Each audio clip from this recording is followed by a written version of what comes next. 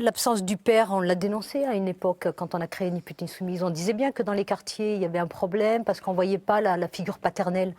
On voyait le concept du grand frère qui avait été réintégré dans les politiques, avec le machisme qui est arrivé, avec toutes les conséquences que ça a pu avoir, notamment par rapport aux filles. Machisme, c'est-à-dire le concept du grand frère, où on nous a expliqué pendant longtemps que, et notamment dans les politiques au niveau local, nous disait que c'était bien de donner les clés de la paix sociale aux grands frères. On négociait avec eux, qui eux-mêmes, par ailleurs, ont réintroduit le machisme dans nos quartiers. Et c'est vrai que l'absence du père n'était pas là non plus pour essayer de tenter de réguler ce genre de situation. Et c'est là où on a commencé à voir d'ailleurs des formes d'oppression se mettre en place, l'interdiction de sortir par exemple pour la sœur, l'interdiction de mettre un jean serré, l'interdiction de s'habiller comme elle le souhaitait avec un décolleté éventuellement, etc. Et puis la lâcheté de la société face à tout ça, c'est ça, non? La lâcheté des politiques. Ouais. C'est pas la société. La lâcheté des politiques, c'est-à-dire la droite comme la gauche.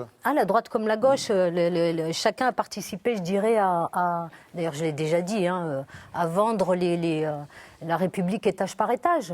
En achetant la paix sociale pour des raisons électoralistes. Vous voulez dire avec des associations islamistes qu'on finance, négocier directement avec des associations sous couvert culturel qui étaient en réalité représentées par des individus qui étaient proches des courants islamistes, etc.